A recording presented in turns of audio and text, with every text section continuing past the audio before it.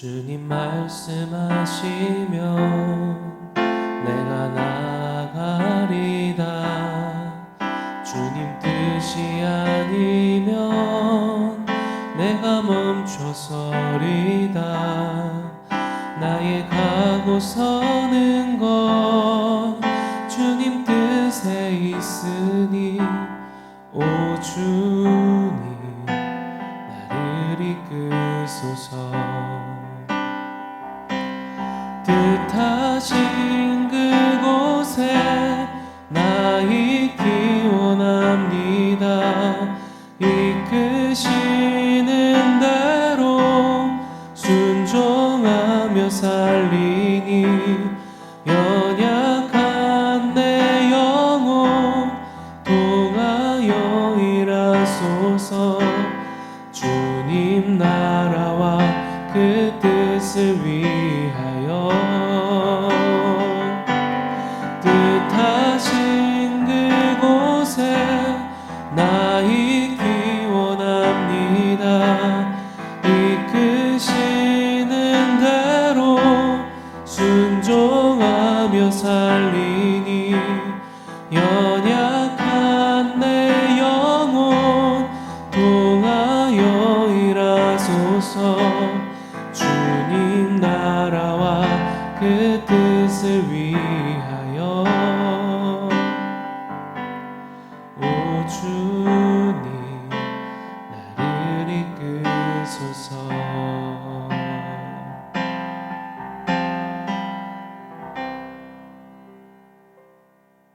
샬롬. 오늘 함께 보실 말씀은 디모데후서 2장 3절에서 4절 말씀입니다. 너는 그리스도 예수의 좋은 병사로 나와 함께 고난을 받으라. 병사로 복무하는 자는 자기 생활에 얽매이는 자가 하나도 없나니 이는 병사로 모집한 자를 기쁘게 하려 함이라. 아멘. 1968년 이 미국의 행동학자인 존 카론이 한 가지 특이한 실험을 합니다. 이 생쥐를 대상으로 한 실험인데요. 그는 쥐들을 이 하나의 완벽한 세계 안에 넣어 놓습니다. 거대한 우리의 수십 마리의 쥐들을 넣어놓고 쥐들이 행복해야 할 수 있는 모든 환경을 다 제공하는 거죠. 그 우리 안에는 어떠한 천적도 없고 전염병도 완벽히 차단됩니다. 그리고 쥐들이 가장 좋아하는 온도와 습도, 또 무제한으로 제공되는 맛있는 음식과 깨끗한 물이 있습니다. 처음엔 모든 게 잘 돌아갔다고 합니다. 행복에 겨운 쥐들은 빠르게 번식을 이어나가 금세 개체수가 폭발적으로 증가했고요. 곧 쥐들의 유토피아가 펼쳐집니다. 자, 그런데 문제가 생깁니다. 생존을 위한 투쟁이 사라지자 쥐들은 더 이상 살아가기 위해 어떠한 노력도 하지 않아도 된다는 사실을 깨닫게 된 거죠. 그리고 그것을 깨닫는 시점부터 쥐들의 행동이 변하기 시작합니다. 번식은 줄어들고 공격성과 스트레스가 증가합니다. 그리고 독특한 쥐들이 생겨나게 되는데 이 다른 쥐들과는 다르게 싸우지도 않고요. 그렇다고 번식하지도 않고요. 그 쥐들이 만들어 놓은 공동체 안에 들어가지도 않은 채 오로지 구석에 틀어박혀 밥만 먹으며 자기 자신의 털을 곱게 가꾸는 데만 몰두하는 이 쥐들이 생겨났다고 합니다. 이 쥐들을 아름다운 쥐라고 표현했다고 하는데 이런 아름다운 쥐들은요 점차 개체수가 많아지기 시작했고 어느 시점부터는 단 한 마리의 쥐도 태어나지 않게 되었다고 합니다. 그리고 실험이 시작된 지 2년이 지난 시점에서 마지막 남은 수컷 쥐가 사망하면서 실험은 곧 종료됩니다. 이 실험의 내용을 제가 보면서 하나님께서 깨닫게 해주시는 영적 원리가 있었습니다. 이 쥐 실험은 단순히 이 세상에서 일어나는 사회 현상을 넘어서 우리의 영혼, 우리의 신앙 생활에도 동일하게 적용이 된다는 사실입니다. 오늘 바울은 디모데에게 세 가지 직업을 연달아 말하며 그리스도인의 삶이 어떠해야 하는지를 이야기합니다. 그중 첫 번째가 오늘 본문인데 바로 병사, 군인입니다. 자, 사는 것도 힘든데 퍽퍽하고 또 그렇게 사는 것 자체가 이미 전쟁 같은데 교회에서까지 신앙의 병사가 되라 마라 하니 너무 지칩니다라고 생각하시는 분들이 있을지 모르겠습니다.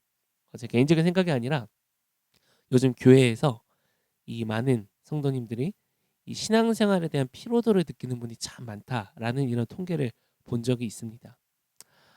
싸우는 게, 투쟁하는 게 힘들다는 겁니다. 왜냐? 내 일상생활을 살아가는 것 자체가 전쟁이기 때문이죠. 그러니 교회에서는 좀 위로받고 편하게만 지내고 싶다라는 겁니다. 충분히 공감하고 이해합니다. 하지만 오늘날 교회로 살아가는 우리의 신앙생활은요, 분명히 전쟁 중입니다. 단순한 표현이 아니라 진짜 사실입니다. 전쟁 중이고요. 전쟁 중에 전쟁을 이탈한 자들은요, 이 쥐실험처럼 하나님으로부터 오는 모든 생명력을 잃어버리고 영적으로 죽을 수밖에 없습니다. 이것이 팩트입니다.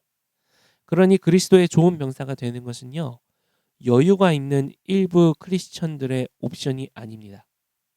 모든 크리스천들의 정체성, 그 자체임이 분명합니다. 오늘 본문 말씀을 통해 하나님의 뜻이 성령님을 통해 저와 바이타 성도님들에게 강력하게 전달되길 소망합니다. 바울은 좋은 병사라 말합니다. 여기서 좋다라는 건요, 단순히 싸움을 잘하는 병사, 기술이 좋은 병사를 뜻하지 않습니다. 고결하다, 목적에 합당하다라는 뜻을 가지고 있습니다. 즉 그리스도의 병사는 우리가 생각하는 이 전투 병기의 느낌보다는 예수 그리스도의 뒷모습을 바라보며 십자가를 지고 그곳에 묵묵히 따라가는 충성된 병사임이 분명합니다. 바울은 디모데에게 그런 그리스도의 좋은 병사가 돼서 나와 함께 고난해 받자라고 초대장을 내밉니다. 아니, 이 꿀보직, 이 좋은 먹고 마시는 그런 거라면 이 초대장이 참 좋겠지만 전쟁 중에 최전방에 있는 보직으로 함께 하자고 초대한다면 이거는 좀 마치 원수에게 보내는 이 초대장 같은 느낌이 아닐까요? 자, 근데 바울은 알고 있었습니다. 이미 전쟁과 같은 삶을 살아가는 디모데에게 좋은 병사로 함께 하자는 바울의 이 초대장은요, 그를 진정으로 살리고 그 안에 있는 하나님이 주신 그리스도인의 병사의 그 투쟁을 다시 부릴 듯 하는 초대장이라는 것을 바울은 알고 있었습니다. 그리고 오늘날 우리에게도 바울은 묻습니다. 교회야, 내가 갇힌 이 영광스러운 십자가의 참호 속으로 함께 뛰어들어서 나와 함께 전우가 되어 하나님 나라를 위해 싸우자. 이것이 우리를 부르신 하나님의 뜻이요, 우리가 진정 살 수 있는 방법이라고 말합니다. 그리고 이어서 병사의 특징 두 가지를 바울이 이야기합니다. 첫 번째는 얼매이지 않는 자입니다. 4절입니다. 병사로 복무하는 자는 자기 생활에 얼매이는 자가 하나도 없나니. 자기 생활에는 이 두 가지 단어가 쓰였는데 생명이라는 단어와 이 생업이라는 단어가 쓰였습니다. 그러니 합쳐졌을 때 생명을 위해 생업을 이어나가는 것, 우리의 일상생활이죠. 직장생활 하는 것처럼요. 자, 근데 여기서 쓰이는 이 생명이라는 단어는요, 앞서 살펴봤던 조예, 하나님으로부터 오는 영적인 영원한 생명과는 좀 반대되는 개념의 생명입니다. 육신의 생명을 뜻하는데요. 즉 자기 생활은 생명이나 삶을 유지하기 위해 돈을 벌고 밥을 먹고 또 적당히 누리고 즐기며 스트레스도 해소하는 이 먹고 사는 일상의 모든 활동을 뜻합니다. 바울은 자기 생활에 얼매이지 않는 자가 좋은 병사다라고 말합니다. 얼매인다는 건요, 거미줄에 걸려 옴짝달싹 못하는 상태를 뜻합니다. 즉 먹고 사는 문제가 이 일상을 영위하는 것이 거미줄이 돼서 그 영혼을 옴짝달싹 못하게 올가맨 상태가 바로 바울이 말하고 있는 자기 생활에 얼매이는 자입니다. 자, 바울이 지금 직장 다 내팽개치고 그럼 모든 수입을 선교 헌금으로 낸 채 교회에서 하루 종일 살아라 이런 극단적인 이원론을 이야기하는 걸까요? 아닙니다. 병사도요, 밥을 먹어야 하고요, 잠을 자야 전투를 할 수 있습니다. 이 일상 비오스의 생명을 위해 열심히 살아가는 것 죄가 아닙니다. 하지만 그 일상이 내 영혼을 거미줄처럼 얽어맬 때 문제가 발생합니다. 병사가 등에 총 대신 가계부를 잔뜩 짊어지고 전쟁터에 나간다면 어떻게 될까요? 막 적의 총알이 날아오는데 이 가계부 계산이 틀렸다고 갑자기 멈춰서서 막 계산을 다시 하고 있는 겁니다. 그럼 어떻게 될까요? 아마 그 병사는 반드시 죽게 될 겁니다. 그리스도인들에게 직장과 돈과 일상은요, 하나님께서 보내신 자리입니다. 그러나 그것들이 하나님보다 더 중요한 우선순위를 차지해서 내 영혼의 발목을 붙잡고 주일 예배를 갉아먹고 기도 시간을 빼앗고 결국 하나님의 부르심조차 잊어버리게 만든다면요, 그것이 바로 얼매인 상태입니다. 얼매인 상태에 빠진 자들에게 일어나는 특징이 있습니다. 먼저는 하나님의 은혜와 사랑에 대한 감격이 점차 희미해져 갑니다. 익숙한 것처럼 느껴져요. 하나님의 사랑과 은혜 때문에 눈물 흘렸던 경험이 언제이십니까? 아주 오래전 아닌가요? 혹시 청년 때, 학생 때, 옛날에 그 고백까지 흘러가진 않으십니까? 예배와 기도의 자리가 숙제처럼 어느 순간 느껴지고 부담스러운 자리가 돼서 하나님을 만나는 자리가 그 기쁨이 사라집니다. 그리고 곧 이어 사명을 잃어버리게 됩니다. 내 삶의 이유와 목적이 희미해지고요. 그냥 사는 대로 사는 것으로 만족하게 되는 그런 상황이 되죠. 통장은 더 채워지고 상황은 좀 더 개선될 수 있겠지만 하나님과의 시간은 멈춰버린 채 더 이상 흐르지 않게 됩니다. 나이는 먹어가지만 신앙은 여전히 과거의 그 자리에서 한 발자국도 움직이지 못하는 상태가 되죠. 이게 바로 얽혀버린 우리의 영적 상태입니다. 두 번째, 바울은 모집한 자를 기쁘게 하라라고 말합니다. 이것은 단순함입니다. 바울은 말합니다. 좋은 병사의 목표는요, 아주 단순하다고요. 자신을 병사로 모집한 자를 기쁘게 하는 것, 그것 하나뿐입니다. 병사의 유일한 존재 목적은 지휘관의 명령을 수행하여 그를 기쁘게 하는 것입니다. 우리는 살면서 너무 많은 사람들을 기쁘게 하려 합니다. 그러니까 그러다가 방전이 되어 버리는 거죠. 직장 상사의 눈치를 과도하게 보고 이웃의 시선을 계속해서 신경 쓰고 배우자와 자녀의 기분을 맞춰주느라 우리의 영혼은 녹초가 되어버립니다. 누구의 눈치를 보며 살아가고 있는지 질문해 봐야 합니다. 누가 여러분들을 인정하고 칭찬해 주시기를 바라십니까? 세상 사람들의 박수갈채인가요? 좋은 병사는 수많은 청중을 위해 연기하는 배우가 아닙니다. 오직 나를 핏값으로 사시고 영적인 군사로 부르신 단 한 분, 우리의 사령관 대신 그 하나님의 시선만을 의식하는 자가 좋은 병사입니다. 결론을 맺겠습니다. 좋은 병사는 그 삶이 가볍습니다. 최선을 다해 주어진 일상을 살아내며 그 열매를 취하는 복을 누리지만요, 그것이 삶의 목적이자 이유라 여기지 않습니다.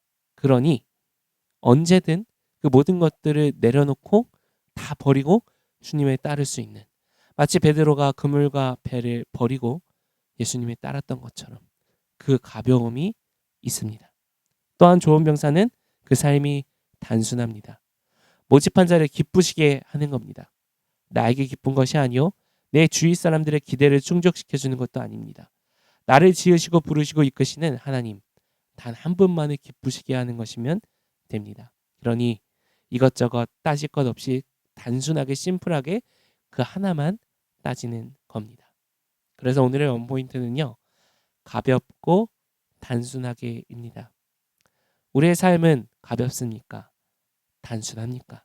혹시 무겁고 복잡하다면 오늘 하나님 앞에 다시 한번 좋은 병사로 우리의 삶을 세우고 우리의 가치관을 다시 재정립하는 이 시간 되시길 소망합니다. 오늘 함께 들었던 말씀과 원포인트 기억하며 기도할 때 하나님 앞에 좀 이러한 마음을 구하기 원합니다. 하나님, 투쟁함을 멈춘 그리스도인이 아니라 그리스도의 좋은 병사로서 다시 투쟁할 수 있는 그 마음을 허락해 주십시오. 나의 삶이 더 단순하게, 더 가볍게 하나님 사명 따라가는 주님의 병사 되길 소망합니다. 그 마음의 회복을 함께 구하며 기도하며 나아갑니다.